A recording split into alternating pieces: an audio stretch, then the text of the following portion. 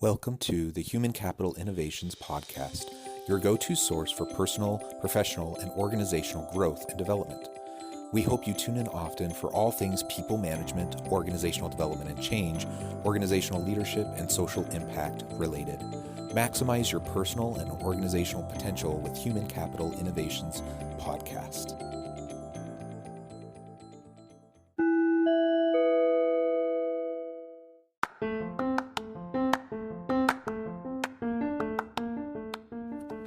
Welcome to the Human Capital Innovations Podcast.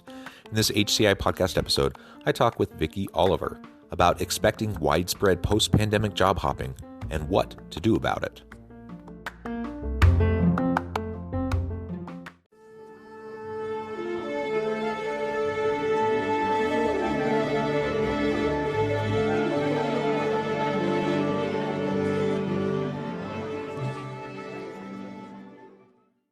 Vicky Oliver, welcome to the Human Capital Innovations Podcast. Thanks so much for having me. Yeah, it is a pleasure to be with you. I'm super excited to have a conversation today. We're going to be focusing on the impact of the pandemic on the labor market and really what employers need to be doing in expecting widespread post-pandemic job hopping as we move into the future and what they can do about it. This is a real challenge during the Great Resignation, and people have had the time over the course of the pandemic to consider their circumstances, consider what they're willing to do, the type of work they're willing to do. And the reality is they have a lot of options right now because of the way the labor market is. And so employers have to do more and more and more to try to attract and retain really great people. So we're going to unpack that. We're going to talk about specifically what organizations and leaders can be doing to try to stem the tide of this pandemic and post-pandemic widespread job hopping and hopefully get a handle on it so we can have great people in our organizations to do the work of the organization. As we get started, I wanted to share Vicky's bio with everybody. Vicky Oliver is a leading career development expert and multi-best-selling author of 5 books, including 301 Smart Answers to Tough Interview Questions, named in the top 10 list of best books for HR interview prep, 301 Smart Answers to Tough Business Etiquette Questions, and Bad Bosses, Crazy Workers, and Other Office Idiots. I love that title, by the way. She's a sought-after speaker and seminar presenter and a popular media source, having made over 900 appearances in broadcast, print, and online outlets. And you can find out more about her at vickyoliver.com. Vicky, again, it's a pleasure to be with you. Anything else you would like to share with my listeners by way of your background or personal context before we dive on in? First of all, thanks so much for having me. Thank you for that very generous introduction. Sure, I used to be in the advertising business. And when I was in the business, I started by noticing 2 things. People had no idea who I was when they would walk in for an interview. And they also had no idea what the ad agency was or what our clients were. So I decided to, I thought about 100 times, I'm going to write a book about job hunting. And then one day I wrote that book. And that's my background. I put my real email address in the book so that people could contact me with any questions that they had if 301 didn't cover it. And I heard from readers all over the country, and that informed the research for some of my other books. So that's my little bit about me. Yeah, that's fun. That's a really cool background. I appreciate that. And yeah, I think we all have a book in us or maybe multiple books in us. And that's great that you were able to share all of your years of experience to help other people and other organizations. All right, so let's dive on into the topic for today. Maybe first you can frame up for us a little bit, building on what I said in the introduction about the current circumstance that we find ourselves in during this pandemic. And as you know, I would like to say post-pandemic, but we're not really there yet. And we have a new variant that people are grappling with. So we're still in the middle of it, but with any luck, we'll start to emerge. And we've already seen some big implications for the labor market during the last 20 plus months. So what can you tell us, in terms of framing that up? Right. So basically, for over a year and a half, most work has gone remote, which means a lot of things. First of all, workers don't have the commute that they used to have, right? They have more time to think, I would say. And because of that, They don't have the commute there. They don't have the commute back. They don't have the grind, at the actual physical office. They don't have their boss looking over their shoulder as much. They don't have the water cooler conversation to distract them. And so as a result, I look at it as people have looked internally and asked themselves how happy they are at their current jobs. And a lot of times the answer is that they're not that happy. And it could be for many different reasons. It could have happened, way before the pandemic. Then the pandemic struck, which might have made job hopping a little bit challenging at first, right? But then day after day, rolling in, from their living room to their home office to work, they had, I think, more time to think and consider whether or not they actually like their jobs. Do their own values align with the values of a company? And if not, what do they want to do about it? And as a result, I mean, maybe partly because of the pandemic, there's this pent up need on the part of workers to leave, and it's called the Great Resignation. And everyone now is sort of thinking like, what could I do? Am I being paid enough? Am I happy enough? Am I being rewarded enough? What else can I do? Also, I just want to make this point. We have been forced to learn technology in a way that we never had to before. We have had to step up, and learn new technology for us. Like, how do we do Zoom meetings? How do we deal with each other remotely? How do we communicate maybe with workers that are across the country or even across the world? So we've had to adjust to different time zones. There's a lot of learning that's happened in the past year and a half or more, 20 months. And so workers are also more qualified than they've been before. They have more skills that they've amassed that they can take forward to a new job. Yeah. So with all of that, it creates the conditions for tremendous opportunity for employees. And as you said, in the early days of the pandemic, we saw huge levels of unemployment, not just in the US, but around the world, as organizations were grappling with closing down their physical spaces. And you mentioned how so many people are working remotely. And certainly within the knowledge economy, knowledge workers have gone largely remote or hybrid. But there's still, lots of frontline workers who have to be in person, and organizations had to grapple with how to deal with that and to keep them healthy and safe. So in the early days, yeah, it was we saw steep declines, and employment in the unemployment rate rose dramatically. But over time, that kind of leveled off, and we started to see job gains coming back. And really, what we've seen over the last, 6+ months is organizations just cannot fill positions. Many organizations, large organizations, have dozens, if not hundreds, of open positions that are sitting open that they can't fill. They can't get applicants into the pool.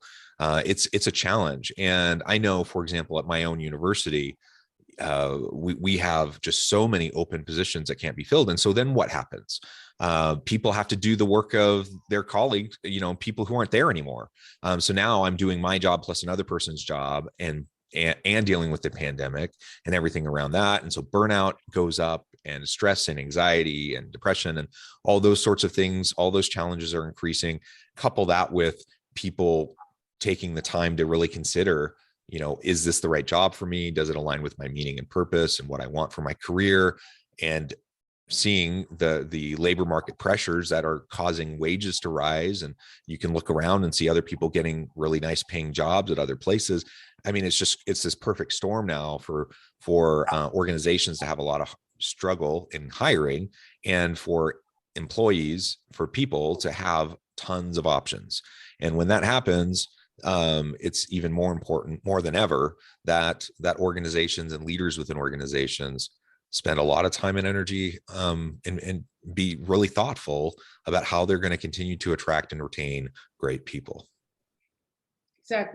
Exactly.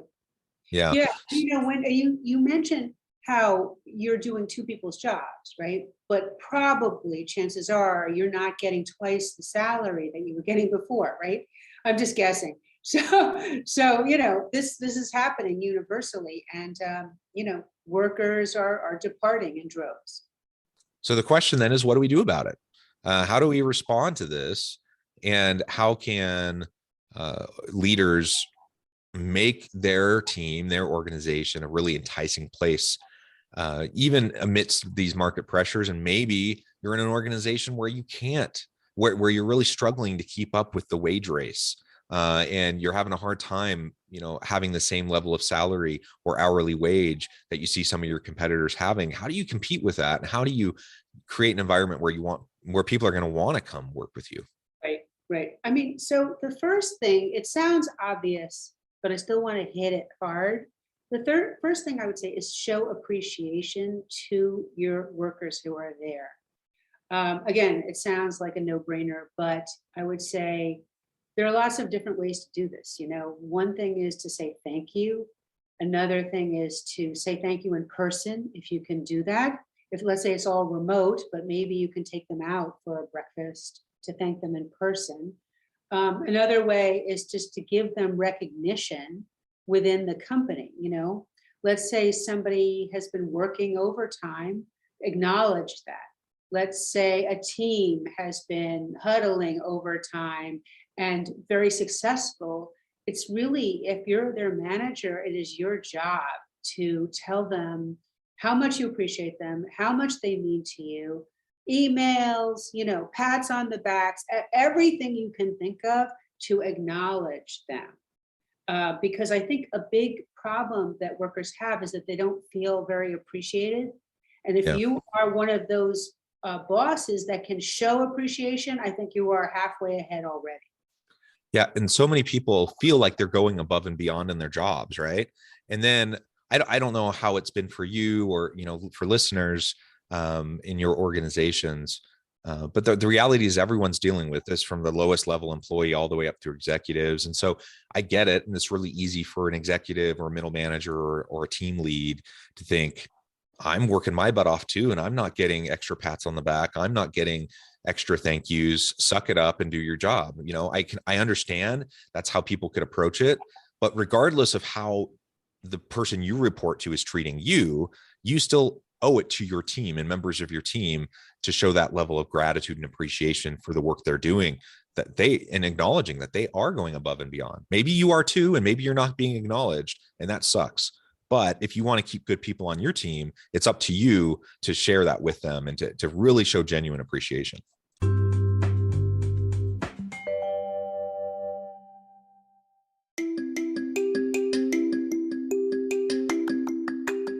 I'm excited to announce the publication of my new book from HCI Press, Bluer Than Indigo Leadership: The Journey of Becoming a Truly Remarkable Leader. Early in my adult life, I learned about an Asian proverb that translates as bluer than indigo. If you think about the color indigo, it is a brilliant, deep, and vibrant blue, what some would call the bluest of blues. To have something that is bluer than indigo is rare and truly remarkable. Contrary to popular myth, there is no one-size-fits-all or cookie-cutter approach to effective leadership. There's no silver bullet, no secret sauce, no go-to model that will solve all of our problems. The truth is, great leaders have all had their unique strengths and flaws, and have all had to discover and then pave their own distinctive path in their life's journey to fulfill their leadership potential. Bluer Than Indigo Leadership will help you discover your own path and explore those ordinary, everyday actions that will help you respond to an uncertain future and produce extraordinary results for individuals, teams, and organizations.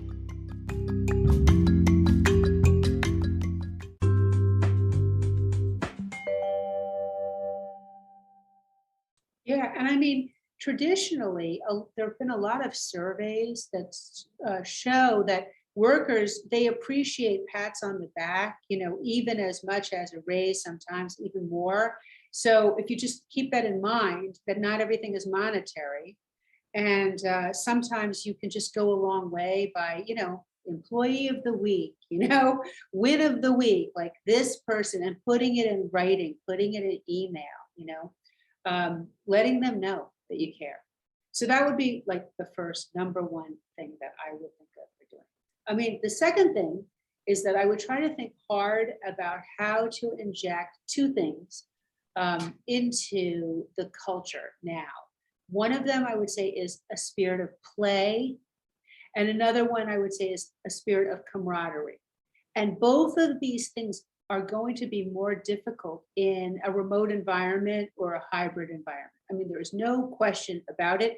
If you're meeting in person, it's much, much easier to have a party, to do something fun, to take the day off and, go on a mission retreat, those things. But if you are in a remote environment, having anything be fun or feeling like teamwork is going to be much, much harder.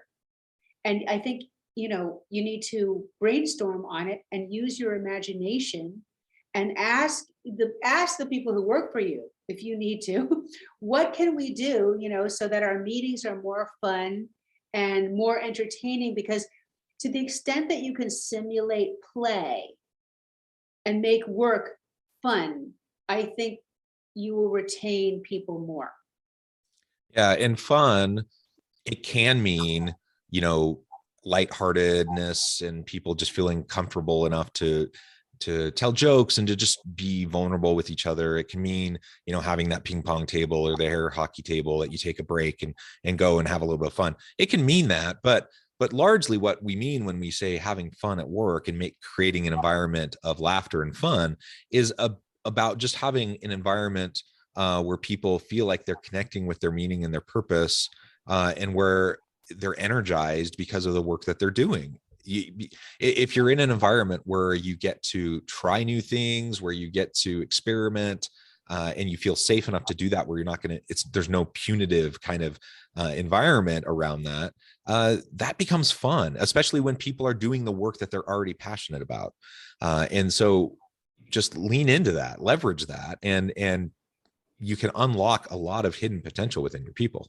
Right. I mean, I think that one thing you can do is you can have teams, you can make it competitive, you can have silly rewards. There's a lot of things you can do that will emulate play, that will make people sort of lighten up. And usually, when people are more relaxed, better ideas come out of them too. So it's not like you're wasting time on the play portion, you're just creating an environment where people can stretch and throw out ideas and feel like they're actually having fun at the office. And I'm just saying it's harder on Zoom because we're all in little square boxes. But if that's the case, maybe you need to do a breakout room, mix it up a little bit. Or you can start by having an icebreaker. Like instead of just launching into the meeting, boom, it's 9 a.m., let's launch into the meeting. You could say, I would like to hear what everybody did over the weekend, or, what books are you reading, or something like that, just to broaden it and have people feel like, oh, I'm a human being. My bosses care about me. They care about me outside of this square on Zoom. Yeah, I think that's right. So we absolutely need to create an environment where people feel like they can experiment and have fun and just be engaged. We absolutely need to be showing gratitude on a regular basis to our people. What are some other things that we can do as we're trying to attract and retain the best talent amidst this really tight labor market? Well, I would say, to focus on your employees' experience. And by that, I mean their current experience, like, are they happy? Are they enjoying the work? And I would say if you're a middle manager or above, also try to work out with each of your workers a plan for their growth and development. If they feel like you care about them learning and growing and getting promoted and getting raises and taking on more responsibility, they will stay with you. you know what the problem is when they feel like, oh, I'm just like a number, I'm just a worker, nobody cares. That's where the issue comes in. If you make them feel from day one that their growth is essential to you, and that in fact, you will be judged on their growth too, right? It's like a win-win because it's also reflecting back on you. So you're both like they're both pushing together on their growth. I think that will, really, really help. Additionally, I just want to make a point about feedback, because this doesn't mean, I'm not suggesting that as a boss, you have to give people 100% perfect feedback every time, the proverbial A on the report card. That is not true. If somebody needs like development help, it's incumbent on you to help them realize a way that they can get better at their jobs as well. So I just want to take a little bit of a quick detour and just say, when you're giving feedback to people, it should be constructive.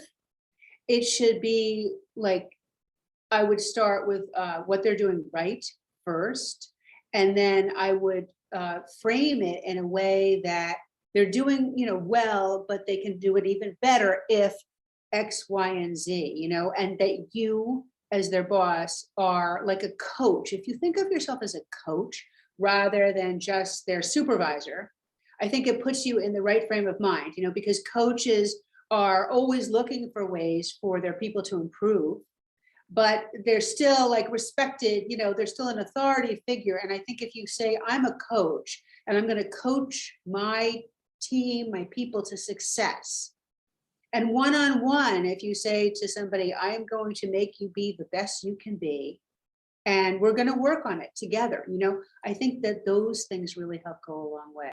It also embedded in that coaching approach and mentality is the genuine desire to support your people as they're developing, right? So as you're giving this feedback that you were just talking about, if you're taking a coaching and mentoring approach, your people are going to feel that you care about them, that this isn't punitive, that you really do want to see them succeed, and that you're going to help them get there. You're going to support them as they go through the developmental stages.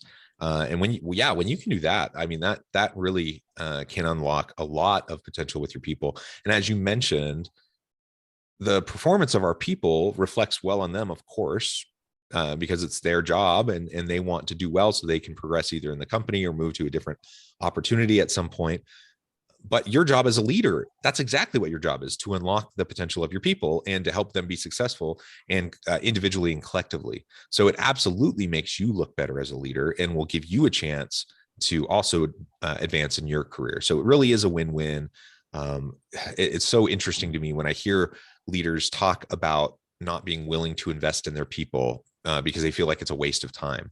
Like, well, what else are you doing? That's your job. And if you're not doing that, you're going to have poor performance, and lo and behold, you're not going to look like a very good leader. Yeah, I think that's an excellent point. I also wanted to kind of hit that word mentor a little bit harder too, because I think that typically workers feel like they wish that their bosses would mentor them, their direct supervisors would mentor them. And sometimes they feel frustrated that they're not getting the attention that they need. But another thing, like if you have a lot of people working for you, another thing you can do is you can encourage them to find a mentor within the company, somebody in addition to you, so that you don't feel like, oh, you're always burdened with all the mentoring. Like, let's say you have 25 people working for you. You can encourage, you could even, if you wanted to, develop a mentoring system within your team or your company. And I just want to say, mentor does not have to be somebody older, somebody who makes more money. It can be somebody of any age, and colleagues can mentor each other. I mean, it's really like, what is a mentor? A mentor is somebody who cares about someone's development, who isn't competing with them personally, and who will just give them great advice, I think. So if you feel burdened and you're a boss, I would say try to think of a way to match up your people with a mentor or even an equal of theirs, where they can talk to each other about any issues that they might have. I think mentoring, like in companies where there are mentors, people are much happier. And I think with a little bit of ingenuity and imagination, you can figure it out so it works for your people too. Yeah, I completely agree. Well said. Well, Vicky, I'm noticing the time, and I'm going to have to let you go here in a few minutes. This has been a really fascinating conversation with lots of good ideas. I think that'll be very helpful to listeners. Before we close today, I wanted to give you a chance to share with listeners how they can get connected with you, find out more about your work, and then give us the final word on the topic for today. Okay, thank you so much. My name is Vicky Oliver. You can get in touch with me at vickyoliver.com. It's pretty easy. It's Vicky with a Y, oliver.com. It talks about my books. They're available on Amazon and other places where books are sold. And as a final word on it, I would just say, put yourself in the other person's shoes, put their Cole Haans on or whatever shoes they're wearing today, sneakers, Nikes. Think on if you were working for yourself, what would you advocate? You know, think of yourself as the perfect arbiter of what a great boss is, and you're an ambassador for your company. You're the boss of bosses, and think of yourself that way and just try to grow as a boss. And I think you will. Yeah, I think so too. I love it. Thank you, Vicky. It's been a real pleasure. I encourage listeners to reach out, to get connected, find out more about what Vicky can do for you. And as always, I hope everyone can stay healthy and safe, that you can find meaning and purpose at work each and every day. And I hope you all have a great week.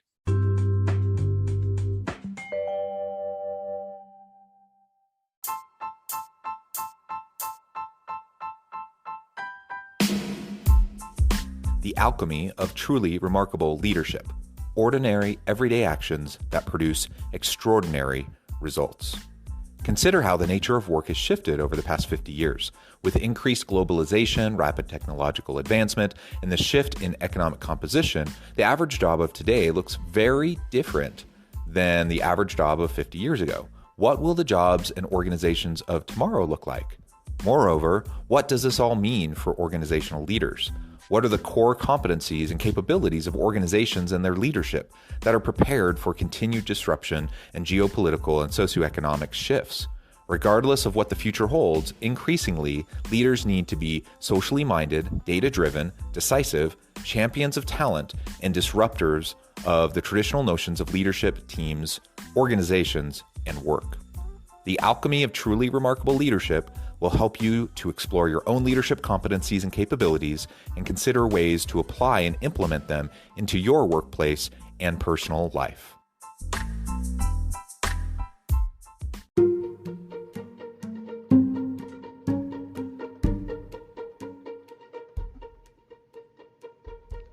Check out Human Capital Innovations magazine, Human Capital Leadership.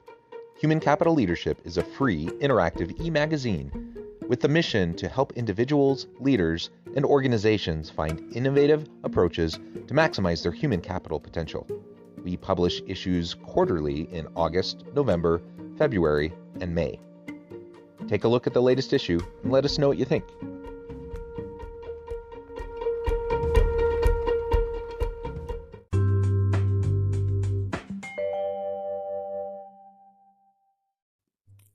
Thanks again for joining us for this episode of the Human Capital Innovations Podcast. I hope you stay healthy and safe and that you have a great week.